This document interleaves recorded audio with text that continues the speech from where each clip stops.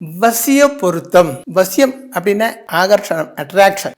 இங்க வதுவுக்கும் வரனுக்கும் இடையிலேயே இரும்பும் காந்தமும் போல ஆகர்ஷணத்தை உருவாக்குவது வசிய பொருத்தம். அப்ப இரும்பு எப்பவுமே அந்த இரும்பும் காந்தம் எப்பவுமே இரும்பை அட்ராக்ஷன் பண்ணும், ஆகர்ஷிக்கும். எப்போ தனக்கு பக்கத்துல கிடைக்கிறதோ அப்பெல்லாம் அது போய் அதோடு ஒட்டும். இரும்பும் காந்தமும் அப்படித்தானே, எப்ப பக்கத்துல வருதோ அப்படி போய் ஒட்டி பிடிக்கும். அதாவது ஒரு அட்ராக்ஷன், ஆகர்ஷணம் உண்டாகும். அப்போ அந்த வசிய பொருத்தம் ஜாதகத்தில் இல்லை என்றால் ஹஸ்பண்ட் ஒய்ஃபுக்குள்ள ஒரு ஆகர்ஷணம் உண்டாகாது.